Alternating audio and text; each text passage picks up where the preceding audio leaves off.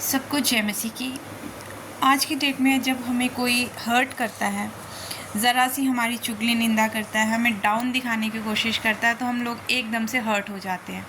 कोई हमसे बात नहीं करता है तो हमें हर्ट हो जाता है, कोई हमारी निंदा कर देता है तो हम हर्ट हो जाते हैं। हमें लगता है कि हमारा बहुत ज़्यादा अपमान किया जा रहा है। एक टाइम पर हम सबको पलट के जवाब देते हैं कि हाँ भाई, इसने हमें ऐसे बोला तो क्यों बोला। लेकिन जब हम बाइबल पढ़ते हैं, बाइबल में नया नियम मरकुस की पुस्तक में जब हम यीशु नासरी के बारे में पढ़ते हैं, जब उन्हें पकड़वाया गया था और पकड़वाए जाने के बाद जब पकड़ा गया, उन्हें पकड़वा दिया गया, तो उनको आप सोचिए कि उनको कितना जलील किया गया। उनके फेस के ऊपर थूका गया, उनके बाल दाढ़ी नोची गई और उनके कपड़े फाड़ दिए गए, कपड़े उतार दिए गए और इतना अपमानित किया गया। उन्हें लात घूंसे मारे गए, सर पर कांटों का ताज पहनाया गया, उन्हें हाथों पैरों में कीलें ठुकवा दी गई, शरीर पर 39 कोड़े खाए। और कोड़े भी कहते हैं कि लेदर के बने होते थे, जो हंटर्स होते थे उसके ऊपर शीशा कांच पीस के रगड़ के लगाया जाता था और उसके ऊपर जानवरों के दांत होते थे और कीलें लगी हुई होती थी। तो जब एक कोड़ा किसी इंसान के तन पर पड़ता होगा तो उसका कितना मांस निकल जाता होगा, कितना पेनफुल होता होगा वो। और उसने तो हमारे लिए 39 कोड़े खाए। बेगुनाह होते हुए भी उसने हमारे लिए इतनी जलालत को सहन किया, लेकिन उसने एक शब्द भी नहीं कहा। तो सच में देखिए ना, खुदा ने, परमपिता परमेश्वर ने जगत से इतना प्रेम किया कि उसने अपना एक लौता पुत्र भी ना रख छोड़ा। हालेलुया। तो उसने हमारी खुशी के लिए कि हम पाप से छुटकारा पाए, उसने अपना बेटा दे दिया। और उस बेटे ने भी बिना उफ किए वो सारा मलिनता, वो सारा लोगों का गुस्सा उस क्रॉस के ऊपर सहन किया। इवन इतना होने के बाद भी जब उसे क्रॉस पर टंगाया गया, लटका दिया गया, उसके शरीर में भाला मारा गया जिससे खून निकला। हमें ज़रा सी पिन भी चुभ जाती है तो हम काफ़ी देर तक उस चीज़ को याद रखते हैं कि हाँ, हमें चोट लगी है। तो सोचिए, जब खुदा ने हमारे लिए इतना कुछ सहन किया तो क्या हम ज़रा सी भी बात को सहन नहीं कर सकते? जब उसने हमारे लिए सारे दुखों को क्रॉस पर उठा लिया कि हमें दुख ना उठाना पड़े, तो अगर हमारे लिए कोई गलत बोल रहा है तो हम क्यों चुप नहीं रह सकते?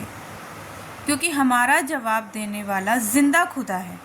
हम किसी मुर्दा इंसान के पीछे नहीं हैं, हम किसी मूर्ति के पीछे नहीं हैं। हमारा खुदा, हमारा जिंदा जलाली परमेश्वर जिंदा है। जब उसने कुछ नहीं कहा तो हम और आप कौन होते हैं किसी को जवाब देने वाले? यकीन कीजिए, जिस दिन ये आप बात समझ जाएंगे, उस दिन आपके अंदर जो शांति आएगी, क्योंकि हमारा खुदा शांति का राजकुमार है। और शांति से भरा हुआ राजकुमार जब आपके अंदर अपनी शांति को ट्रांसफ़र करता है, तो ये चीज़ें मैटर नहीं करती कि कोई आपको आज की डेट में पूछ रहा है, नहीं पूछ रहा है, आपकी किसी चीज़ में राय ली जाती है, नहीं ली जाती है, कोई आपकी बैक बाइटिंग कर रहा है, कोई आपको जलील करने की कोशिश कर रहा है, आपके बारे में गलत बातें बोल रहा है, आपकी चुगलियाँ कर रहा है, आपकी निंदा कर रहा है, आपको पूछा नहीं जा रहा है।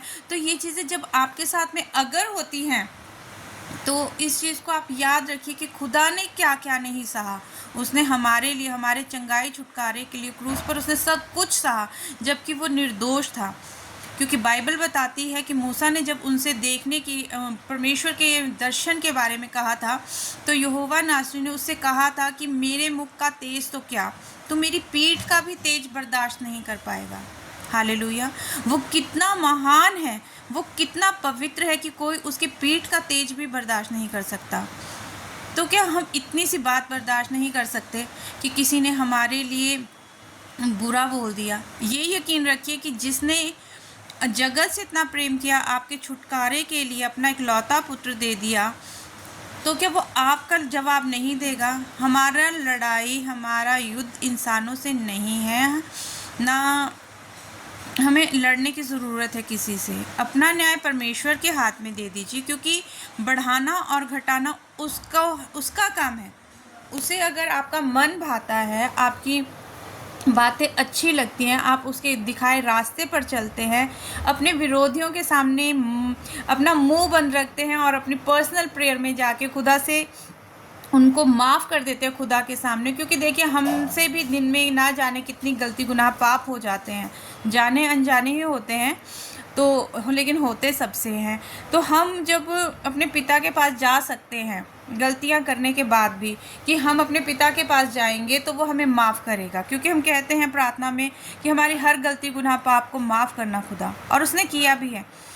तो जब हम ये उम्मीद कर सकते हैं कि हम पिता के पास जाएंगे और वो हमारी गलती गुनाह पापों को माफ़ करेगा, तो क्या हम उन लोगों को माफ़ नहीं कर सकते जो हमारे विरुद्ध में हैं? जिस दिन हम ये चीज़ समझ जाते हैं कि खुदा से माफ़ी मांगनी है, अपने बाप से माफ़ी मांगनी है, तो और हम ये उम्मीद करते हैं कि वो हमारी गलतियों को माफ़ करेगा और हमसे कभी मुंह नहीं मोड़ेगा, तो यकीन कीजिए आप उन लोगों को भी माफ़ कीजिए जो आपके विरुद्ध में हैं, क्योंकि ये शांति आपके ऊपर बनी रहेगी। किसी ने आपका अपमान एक बार किया, लेकिन आप उस बात को याद कर करके उसी बात के द्वारा अपना अपमान बार बार करते हैं। इसलिए मैं सिर्फ यही कहती हूँ कि खुदा का कलाम पढ़िए और देखिए, मरकुस की पुस्तक में 15:16 है, उसे पढ़िए। उसमें लिखा गया है, बताया गया है कि खुदा को जब पकड़ा गया था तो उसका टॉपिक भी यही है, सैनिकों द्वारा यीशु का अपमान। पढ़िए उसको, जानिए कि खुदा ने हम लोगों के पीछे कितना कुछ सहन किया है और आज हम लोग उसी की दी हुई इतनी खूबसूरत ज़िंदगी जी रहे हैं कि हमारे पास घर में किसी चीज़ में, हमारी ज़िंदगियों में किसी भली वस्तु की घटी नहीं है। और आप सब भी अगर सच में आपके विरुद्ध में कोई है, चाहे वो आपके वर्किंग प्लेस पर है, आपके रिलेटिव्स में है, आपके फ्रेंड सर्कल में है, या कोई भी है आपके विरुद्ध में चल रहा है, खुदा के पास जाइए, घुटने टेकिए और सच्चे दिल से कहिए, खुदा ये मैं उस इंसान को माफ़ करती हूँ या माफ़ करता हूँ, मेरा न्याय करने वाला तू है, तू मुझे बढ़ाएगा। और जिस दिन आपने सच्चे मन से पश्चाताप किया, उस दिन खुदा सचमुच में आपको बढ़ाएगा, वो आपको पूंछ नहीं सट करके ठहराएगा। परमेश्वर आप सबको आशीष दे। जय मसीह की।